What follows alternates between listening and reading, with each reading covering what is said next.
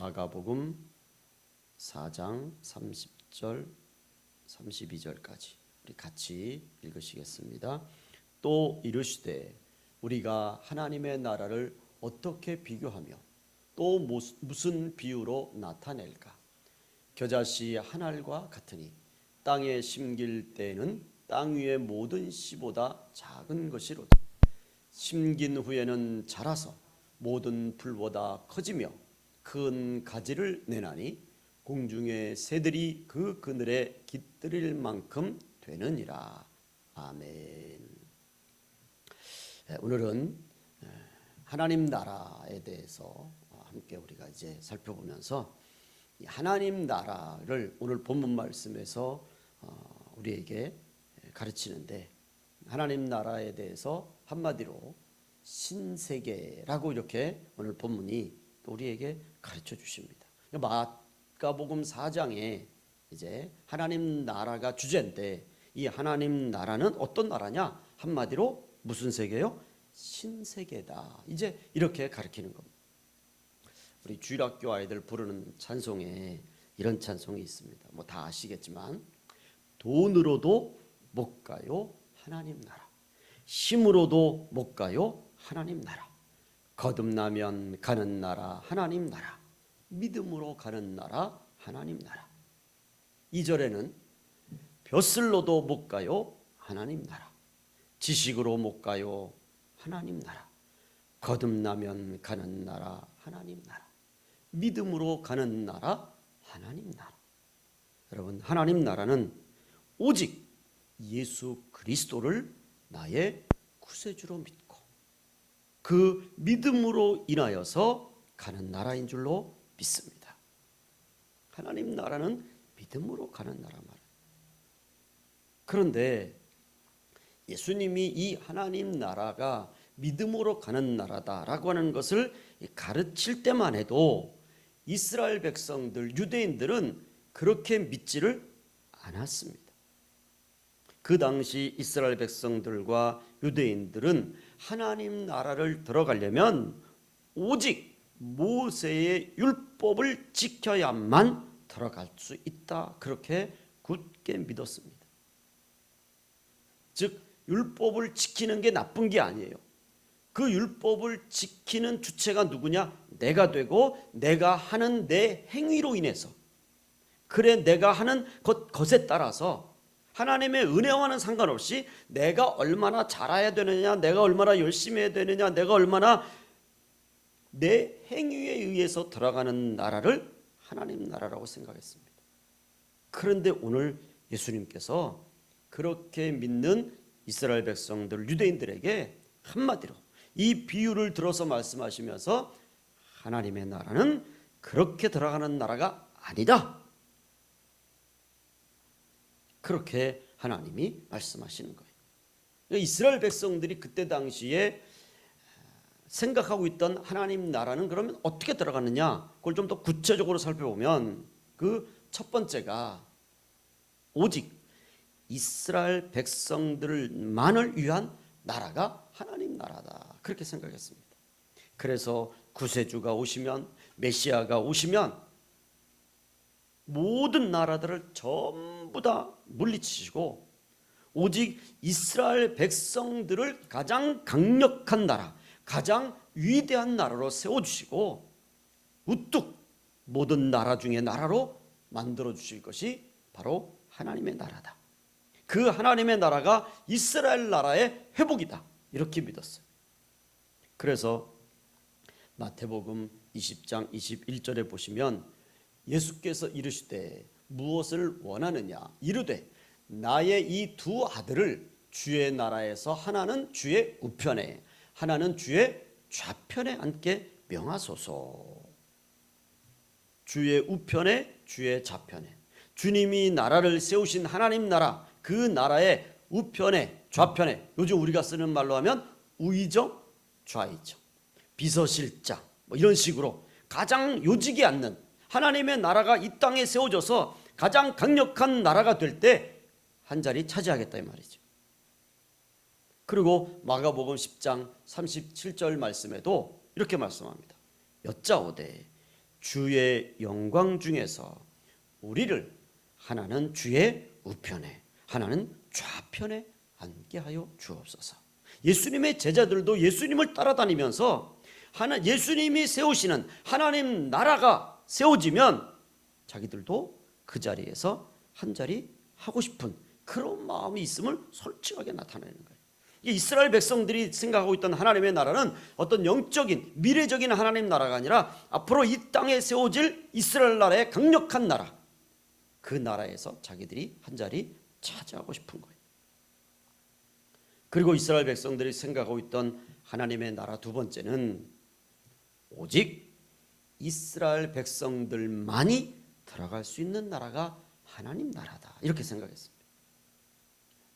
돈으로도 안 되고 힘으로도 안 되고 또 벼슬로도 안 되고 지식으로도 안 되는, 다 안 되는 오직 무엇으로만? 이스라엘 백성이라고 하는, 태어나면서부터 이스라엘 백성이라고 하는, 아니면 어머니가 유대인이 되어서 그래서 모계 사회니까 그런 혈통적으로 유대인이 된 사람들 아니면 절대로 못 따라가는 나라가 하나님 나라. 오직 하나님 나라는 자기들만을 위해서 존재하는 나라다. 왜냐하면 자기는 아브라함의 후손이니까, 하나님이 택한 아브라함의 후손이요 선민들이니까 자기들만이 들어가는 나라가 하나님 나라라고. 그래서 극히 이스라엘 백성들은 폐쇄적인 삶을 살았어요. 어제 지난주에 말씀드린 것처럼 이스라엘 여기 이 예루살렘 쪽에 분봉왕으로 파견되면 소위 말해서 한직에서 물러나는 아주 골치 아픈 동네가 바로 이 예루살렘 동네란 말이에요. 이런 폐쇄적인 생각을 가지고 있으니까 이런 아주 자존심이 강한 그런, 우리는 선민이다, 비록 우리가 지금 이렇게 로마의 지배를 당하지만 메시아가 오시면 다 쳐부시고 우리가 전 세계에서 가장 강력한 나라가 될 것이다, 그런 자부심으로 똘똘 뭉쳐 있었단 말이에요. 그런데 예수님께서 이제 하나님 나라에 대해서 말씀하시면서 오늘 마가복음 4장에서 4가지 비유를 들어 말씀하잖아요. 씨 뿌리는 것과 4종류의 밭, 땅, 그 다음에 등불, 또 자라나는 씨, 그리고 오늘 본문의 겨자씨, 이런 4종류의 비유를 들어서 말씀하시면서 주님께서 아니다 이거예요. 아니다, 한마디로 너희들이 알고 있는 하나님 나라는 그런 나라가 아니다, 그렇게 해서 들어가는 나라가 아니다. 우리는 지금 성경을 통해서 하나님 나라에 대해서 많이 듣고 배웠으니까 맞아, 그래, 그런 하나님 나라야, 이렇게 우리가 충격 없이 받아들이고 우리가 감사하지만 그 당시에 자기들만을 위하고 오직 자기네 나라만 그렇게 몇백 년, 몇천 년을 믿어왔던 그 이스라엘 백성들에게 그걸 한마디에 아니다, 너희들만을 나라가 아니다, 너희만 들어간 나라가 아니다, 지금 주님이 이렇게 가르치니까 얼마나 그게 큰 충격이겠습니까?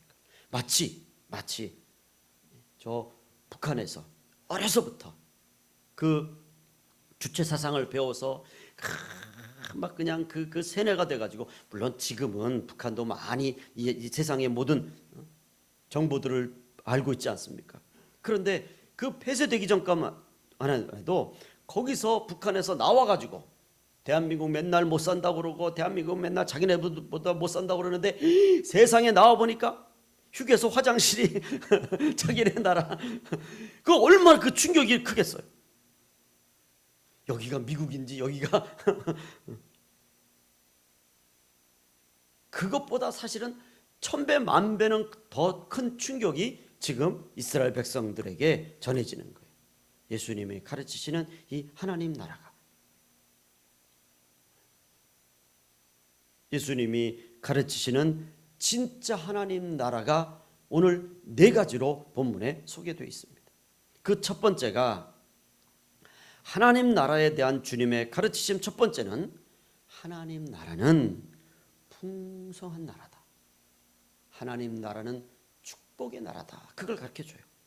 우리 사진과 함께 성경 말씀을 보시면 보세요. 좋은 땅에 뿌려졌다는 것은 곧 말씀을 듣고 받아 30배, 60배나 100배 결실을 하는 자니라 그랬어요. 이 좋은 땅의 특징이 뭐예요? 말씀을 받아서 그냥 가만히 있는 것이 아니라 그것을 받아서 하나님의 말씀을 받아서 그것을 믿고 적극적으로 순종하는, 그래서 열매를 30배, 60배, 100배나 누리는 거예요. 그런 풍성한 나라, 그런 축복의 나라가 하나님의 나라라는 거예요. 하나님이 보내주신 바로 주님을 구세주로 믿고 그 말씀을 따르는 사람들의 나라가 하나님 나라라는 거예요. 주님이 지금 사람들에게 가르치면서 나를 믿고 나를 따를 때에 들어가는 나라, 또 나를 믿는 자에게 하나님께서 30배, 60배, 100배 풍성함을 주시는 나라가 하나님 나라다. 지금까지 이스라엘 백성들은 율법을 지켜야만, 철저하게 율법주의적인 그런 삶을 살아야만 들어갈 수 있는 나라가 하나님 나라인데, 주님께서 율법은 웬 말이냐? 율법이 아니라 너희 눈에 보이는 나를, 예수님을 믿고 이 말에 순종하고 그래야 들어가는 나라, 또 그런 사람에게 예비된 축복이 30배, 60배, 100배로 맺어진다. 주님이 지금 그렇게 가르치시는 거예요. 여러분, 우리 하나님의 나라는 작은 나라가 아니에요. 우리 하나님의 나라는 그저 그냥 그냥 아동바동 살아가는 나라가 아니라, 한번 하나님의 나라의 축복을 받으면 최소가 30배고 60배고 100배의 풍성한 나라입니다. 오늘 우리가 하나님을 믿으면서 내 안에 하나님 나라가 세워졌다고 하면 적어도 우리의 믿음의 특징 중에 하나가 무엇이 되어야 돼요? 풍성해져야 돼요.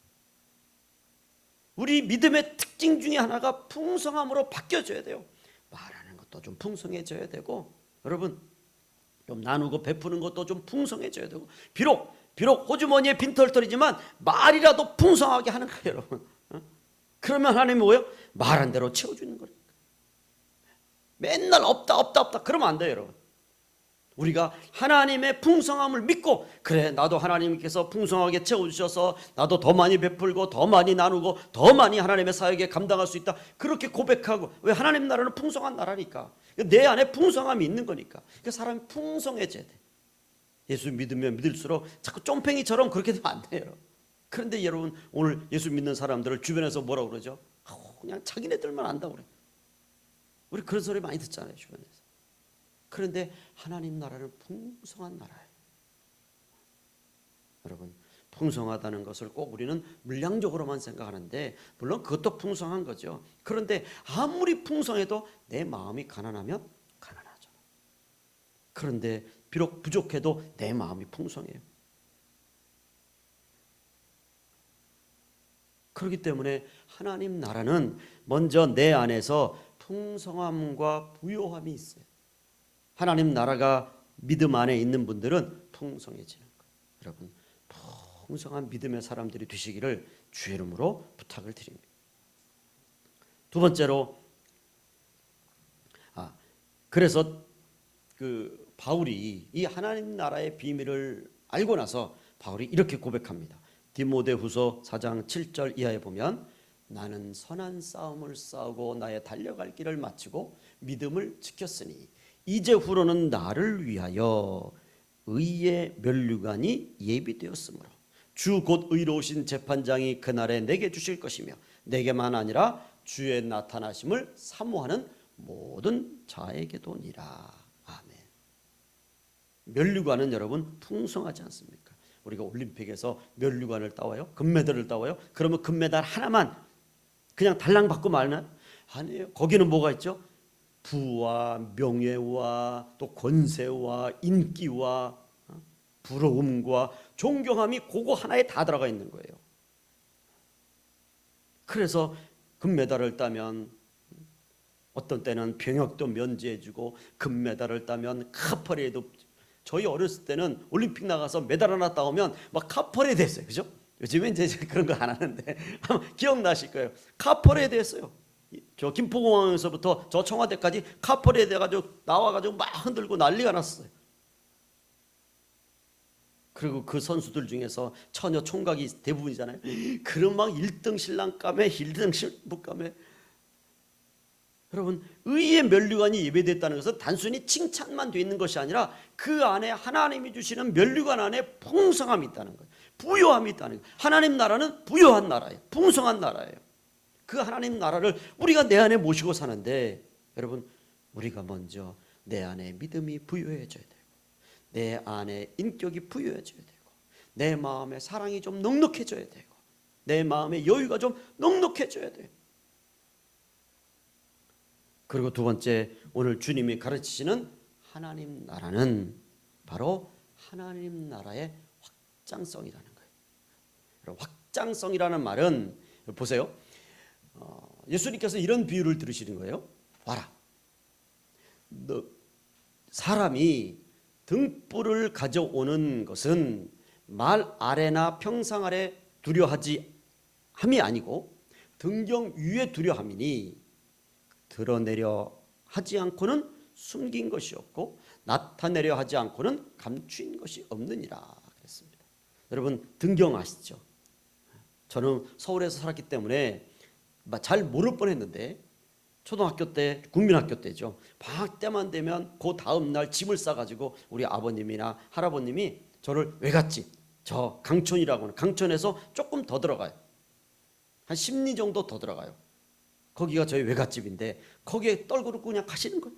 그러면 계약하기 일주일 전에 그냥 신나게 거기서 놀아요. 숙제가 어디 있습니까? 여러분. 그래가지고 일주일 뒤에 이제 숙제해야 되는데 날 일기 쓰려고 하면 그날에 뭐 비가 왔나 안 왔나 이거 고민하고 그랬어요. 그 시골이 그때만 해도 전기가 없었어요. 저희 외갓집이 다 화장실도 퍼센트이고, 죄송한 얘기지만 이 용변 보려고 그러면 거적대기에 문이 어디 있습니까? 거적대기 깜짝 놀래. 멍멍이가 시골 똥개, 그래서 똥개예요. 쑥 들어와요. 깜짝 놀라요. 그럴 때 여러분, 밤중에 해 떨어지고 나면 얼마나 깜깜한지 모릅니다. 그럴 때 저 등경 위에다가 저거 하나가 얼마나 밝은지 몰라요. 저거 하나가. 그러니까 등불이 등경 위에서 모든 사람들에게 조금씩 저것이 밝으면 밝을수록 더 넓은 곳에 그 전기를 보세요. 전기 하나 켜면 2개 켜고 3개 켜면 전체가 다 밝아지잖아요. 그렇게 모든 사람들에게 아무리 감추려고 해도 아무리 숨기려고 해도 결국은 모든 사람들에게 알려지는 나라가 하나님 나라라는 거예요. 그런데 지금까지 이스라엘 백성들은 하나님 나라는 자기들만을 위한 나라고, 이스라엘 백성이 아니면 들어갈 수 없는 나라가 하나님 나라예요. 이스라엘 백성들이 아니면 하나님 나라에 대해서 알 수도 없고 들을 수도 없고, 그리고 더 큰 잘못은 이스라엘 백성 공동체에서 제외되면 하나님 나라에서도 제외된다, 그렇게 생각을 했어요. 그래서 이스라엘 백성들은 율법적으로 하나님 나라를 자기들만의 나라로 꽁꽁 숨겨놓고 막아놓고 감추어놓은 것이라 마찬가지입니다. 그런데 주님께서 오셔서 하나님 나라는 그런 나라가 아니다.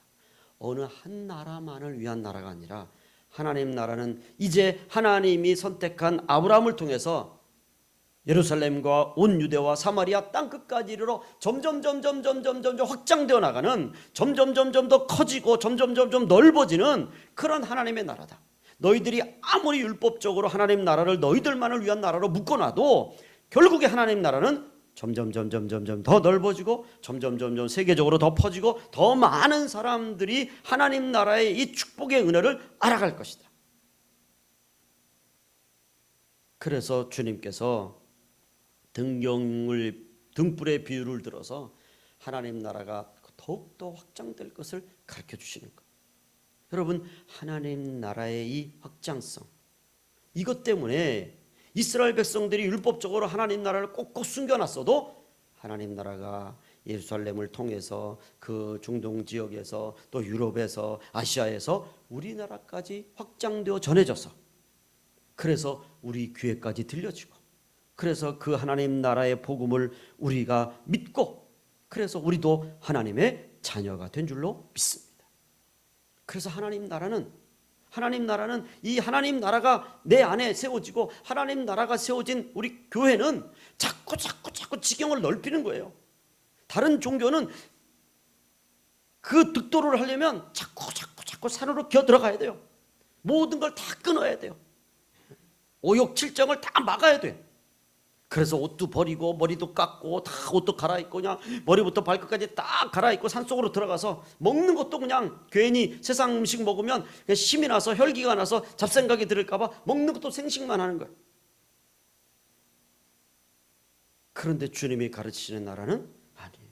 지금 우리가 살고 있는 이곳에서부터 점점 세상적으로 점점 뻗어나가는 나라예요. 점점 커지는 나라예요. 그래서 교회는 하나님 나라의 특징상 어느 산속으로 들어가거나 그러지를 못해요, 여러분. 들어갔다도 나오는 거예요, 여러분. 왜? 자꾸 커지니까. 여러분, 그래서 우리의 믿음이 커져야 된다는 것이 무슨 뜻입니까? 우리의 믿음이 성장해야 된다는 건 무슨? 그건 내가 성장하고 싶어서가 아니라 하나님 나라의 특징이, 내 안에 주신 하나님 나라, 내가 믿는 하나님 나라의 특징이 자꾸 확장이 되는 거예요.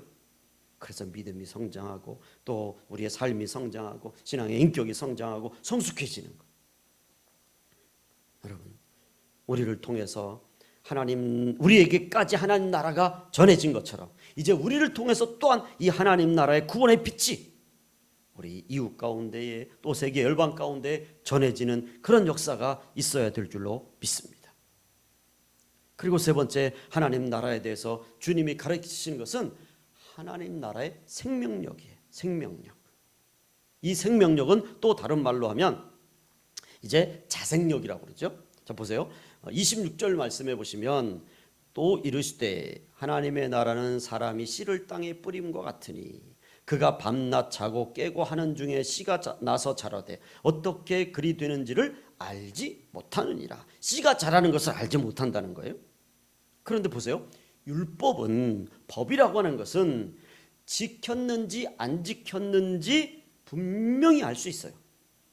내가 먼저 알아요. 내가 율법을 잘 지키는지 안 지키는지 내가 먼저 알잖아요. 그리고 내가 율법을 잘 지키는 사람인지 아닌지를 다른 사람이 보면 알아요. 우리 아이들이 길을 건널 때 어려서 길을 건너면서 학교에서 손 들고 건너라고 배우잖아요. 그러면 아이들이 와서 그걸 지키는 걸 보면, 손 들고 건너는 걸 보면 제대로 선생님한테 배워 지키는 거야.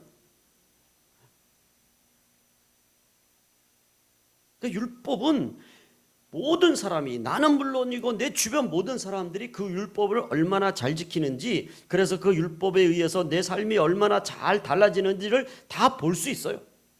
그런데 하나님이 말씀하시는 이 하나님의 나라는, 하나님 나라의 특성은 땅에 떨어진 씨가 열매 맺는 그것을 우리 눈으로 볼 수가, 왜? 땅 속에 들어가 있으니까. 그렇지만 그 땅 속에 눈에 보이지 않지만 그곳에서 씨를 뿌리고 그 씨를 내리고 뿌리를 내리고 그리고 자라서 어느 순간에 땅을 뚫고 나와서 자고 일어나면 부쩍부쩍 커 있는 걸 볼 수가 있어요.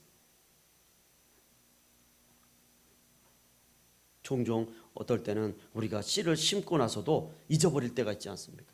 내가 여기다 씨를 심었나? 저희 집사람도 요즘에 이 텃밭에 뭐 심는 이런 취미가 붙어가지고 저희 집에 그 베란다 쪽에 텃밭을 요만큼 만들어져 있어요. 거기다가 뭘 갖다 심었는데 지금 이게 아주 신기하게 이렇게 막 자라나요. 그런데 며칠 전에는 이걸 내가 심었나? 자기가 심고 나서 자기가 몰라. 몰라 뭘 심었는지. 왜? 이 봉투에 있는 것도 갖다 버렸으니까. 그런데 요만큼 자라나니까 그걸 보고 아는 거예요. 이걸 심었구나. 이걸 심었구나. 근데 언제 이렇게 자랐는지 모르겠어요. 참 신기한 것은, 여러분, 이 감자를 심으면 이 감자가 이렇게 눕혀가지고 속에서부터 이렇게 뿌리잖아요. 그런데 우리 집에 있는 감자는요, 감자 나무 같아. 얼마나 크게 자랐는데 감자가 열매는 안 맺고 나무가 쭉 올라. 진짜 신기해요. 그래서 위를 끌어버렸어요, 이렇게. 이상해. 참 신기해요. 이 땅 속에서 일어나는 일이 정말 신기해요. 감자가 제가 그걸 사진을 찍어놨어야 되는데 그냥 딱 요만해. 감자를 하나 캤는데 딱 요만하게 캐. 그 참 신기한 거예요. 그 생명력이라는 것이 신기한 거예요. 우리가 모르기는 사이에 자라나는 거예요. 하나님 나라의 특징이 그건 거예요. 우리가 복음을 전하고 복음을 듣잖아요. 그러면 내 안에서 자라나는 하나님 나라의 생명력은 나도 몰라요. 어느 순간 내 안에서 믿음이 훅 자라 있어요. 어느 순간 믿음이 벌써 성장하고 있는 것을 볼 수. 아니 저 사람이 교회 나온 지가 얼마 안 됐는데 믿음이 벌써 저렇게 자랐어? 그거 모르는 거예요. 그거는 교회를 나오는지 안 나오는지 그건 알 수 있는데 그 분의 믿음 속에 자라나는 하나님의 나라의 양은 크기는 모르는 거예요. 어떤 사람은 교회를 오래 다녀도 하나님 나라가 제대로 자라고 있는지도 몰라요. 근데 어떤 분들은 교회를 나온 지 얼마 안 되는데도 하나님 나라가 그 안에서 부쩍부쩍 자라는 것을. 여러분, 왜 하나님 나라가 이런 특징이 있느냐? 이것이 바로 하나님 나라의 복음의 생명력을 말하는 거예요. 자생력을 말하는 거예요. 그래서 선교와 전도가 중요하다는 것이 바로 그거죠. 하나님 나라의 복음을 전하는 거예요. 여러분, 우리나라도 교회사를 보면 이 절두산에 가면은 그 순교자들의 그 무덤이 있지 않습니까? 그곳에서 많은 선교사들이 처형을 당했어요. 그럴 때 한 처형하는 분이, 우리가 쓰는 말로 망난이라는 분이죠. 그분이 처형을 하는데 선교사가 처형을 받으면서 그분에게 쪽복음, 요한복음 쪽복음을 집어 던져요. 이걸 꼭 가져가서 읽어보시고 구원 받으시라고. 차명을 당하는 그 순간에 그래서 그 사람이 다 정리하고 집에 갈 때 뭐 책이 하나 떨어져 있으니까 그걸 가지고 그걸 그냥 방바닥에 던져놨다가 여러분 창문이 뚫어지고 문풍지가 뚫어지니까 그거 뜯어가지고 거기다 갖다 바르고 그러다가 결국 거기에 적힌 성경 말씀의 은혜를 받고 그래서 하나님의 자녀가 되죠.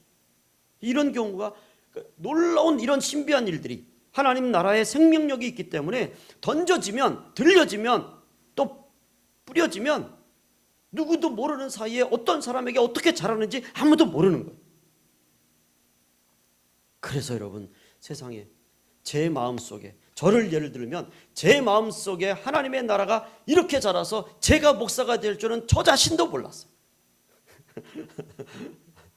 언제 하나님의 나라가 이렇게 자라는지 저 자신도 몰랐어요. 그러니까 어느 순간에 보니까 제가 신학교를 다니고 있더라고요.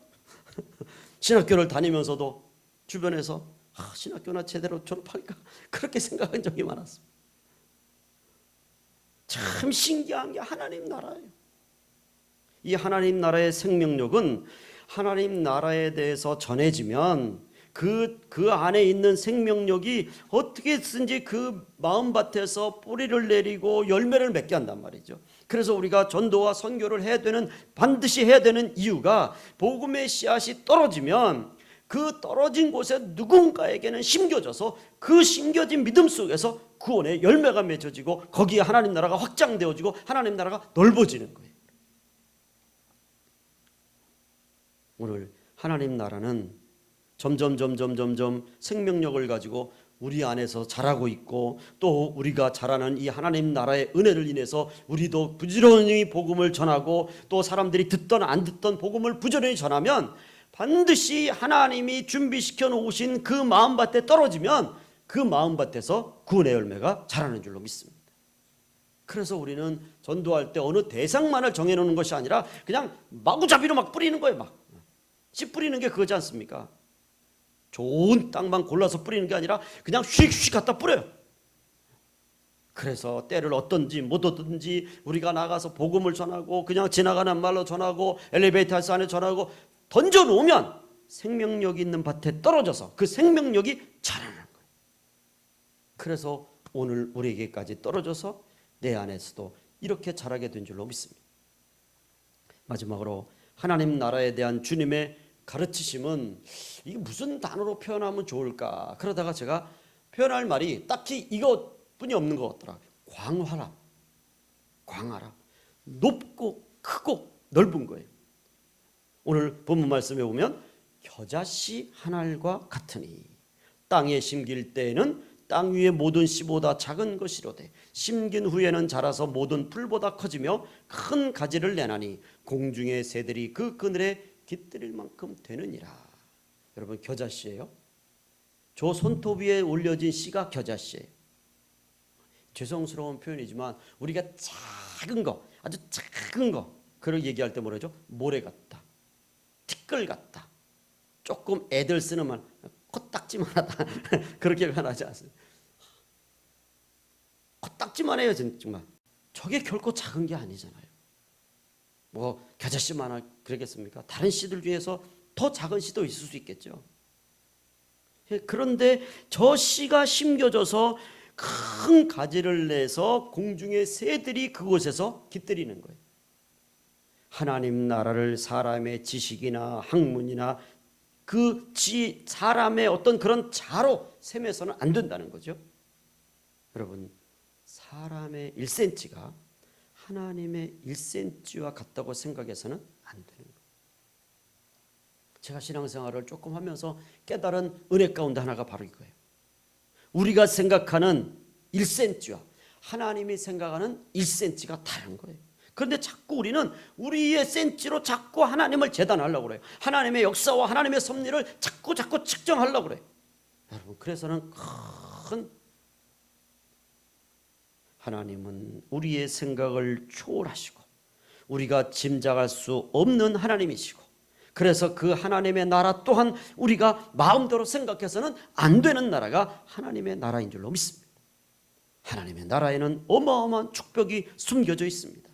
그래서 비록 우리 눈에 볼 때는 별 볼 일 없이 보이고 작은 것으로 보이지만, 그러나 그 안에 하나님의 축복이 담겨 있기 때문에 우리 눈으로는 다 볼 수가 없는 나라가 하나님 나라예요. 우리의 계산으로는 다 측량할 수 없는 나라가 하나님의 나라인 줄로 믿습니다. 하나님의 나라가 얼마나 큰지 여러분, 구원받은 전 세계 모든 자녀들이 다 모아 살아도 전혀 부족함이 없는 나라가 하나님의 나라입니다. 이 광활한 하나님의 나라. 그래서 여러분, 우리가 요한계시록을 볼 때 주님께서 재림에서 오셔서 그때 새 예루살렘을 이렇게 요한계시록에 보여주시잖아요.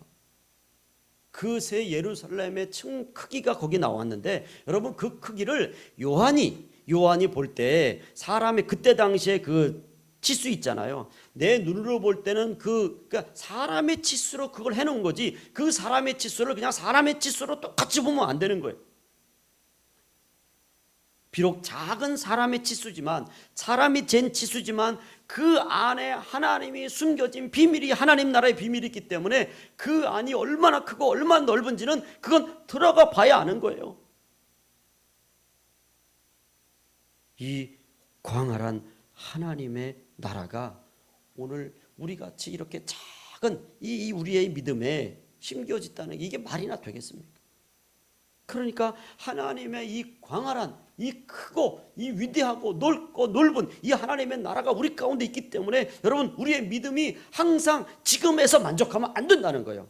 지금보다 더 커져야 되는 거예요. 지금보다 우리의 믿음이 더 넓어져야 되는 거예요. 지금보다 우리의 믿음이 더 성장하고 성숙해야 되는 거예요. 나는 신앙생활 이제 요만큼만 하면 됐어. 여러분, 그렇게 생각하지 마십시오. 주님 오시는 그날까지 우리의 믿음은 더 커져야 되고 더 넓어져야 되고 더 확장되어야 되는 거예요.